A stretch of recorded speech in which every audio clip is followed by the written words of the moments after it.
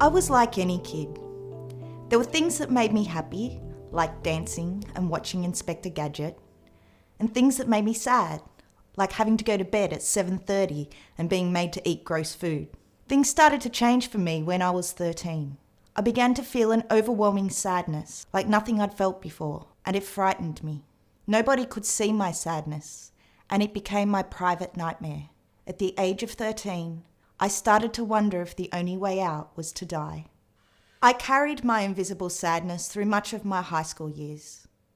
I also started to privately struggle with social situations. My eyes saw a world filled with people who judged me as inferior and unworthy, and I agreed with them. I immersed myself deeply in my studies, trying to completely fill my brain with facts and ideas so there would be no room left in my brain for awful thoughts and feelings.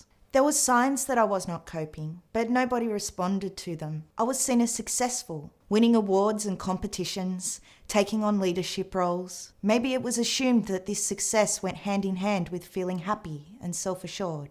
I got into law, and while I was at university, I got to know my brain pretty well. I could tell when things were starting to go downhill, and I would fight my sadness with busyness. I knew that I needed to fight this sadness when it first reared its ugly head, because otherwise I'd end up completely overwhelmed, and then I would lose the will to fight. By the time I reached the end of my law degree, I was barely holding it together, and I had to ask, am I going to be able to hold it together in such a stressful career?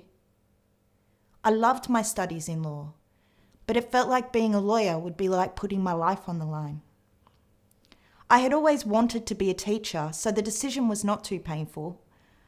I completed a diploma of education and entered the workforce full of enthusiasm and energy. Instead of becoming a lawyer who worked all day and struggled to reach the high standards of my superiors, I became a high school teacher who worked all day and struggled to reach the imaginary standards of my principal, head teacher, colleagues, students, and parents. Inside, my mind was fracturing and things escalated out of control. I would secretly work all night, marking and preparing lessons. I would work in my classroom through my breaks to avoid socializing in the staff room.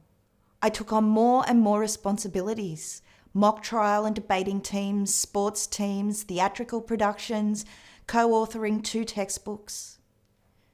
When I did my marking, my comments were longer than the students' essays. Somehow, I also managed to do some things for myself, for my well-being. I would go for walks and would knock off on the weekend at 8 p.m. to go to see a band or a movie, even if I didn't want to, but always by myself.